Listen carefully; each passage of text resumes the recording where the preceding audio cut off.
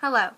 In week 4, I talked to you about the different things that you need to include in your science fair project and the presentation that you need in order to get that first place prize winning project.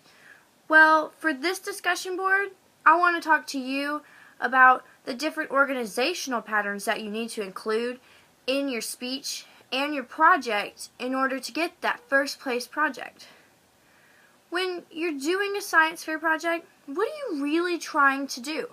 Aren't you trying to get your audience or the onlookers at the show to really understand why you chose this project and how you ended up with the conclusion you ended up with? Don't you want them to gather all the information they could possibly need from your project? Don't you want them to be able to make their own decisions and their logical reasoning and just figure out the steps that you did in order to create this project?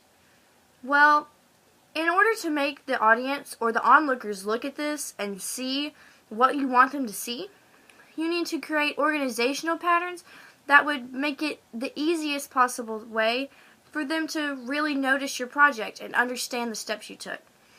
Well, for this project, you should either use one or two of the different types of organizational patterns. You should use either the chronological pattern or the problem solution pattern.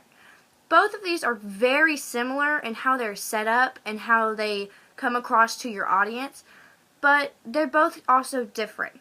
In a chronological organizational pattern, you would simply list out, okay, first off, I got all my materials I need, then I created my hypothesis, then I made my experiment, then I did this and this and this.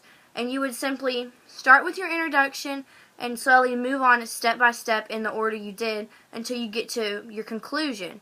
And you tell them, yes, this is how I got to it, followed after I did all of these steps. That would be the simplest way to do a chronological order. And the second one, the problem solution one, it's very similar. You kind of have to tell them, this is my hypothesis, this is what I'm going to do my project over, this is why I'm going to do my project, and what really ran through my mind in order for me to decide that this project was the one that I wanted to do. Then you need to tell them, okay, now that I have this problem, and I have this hypothesis, and I really want to do this project, why I chose it. And then you have to go and, like the chronological one, explain step by step what you did. You gathered these materials, you wrote this paper, you researched some more, you took the time and effort to create your background and your project, and then you took the time to create your poster, and you need to list all of these in the organizational pattern in your speech in order for the people, your audience, and your onlookers, and anybody at that science fair to come up and say, wow, he made it so easy for me to understand.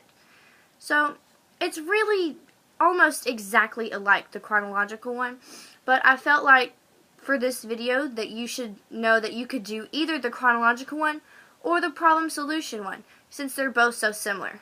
But also, one very important thing in either of these patterns is you have to make sure that at the very end of your paper or your speech or something that you need to cite your sources. I know, like, giving a speech is hard for you to cite your sources. You can't just be like, hey, I got this from farmfacts.com. Well, you kind of need to, even though it might sound a little silly. It's really important, and it keeps you from plagiarizing other people's work, and it keeps you out of a lot of trouble. So, for this discussion board, I told you about the problem solution and the chronological organizational pattern. I hope that you can take the information that I presented to you today and learn from it and help develop a better project presentation. Thank you.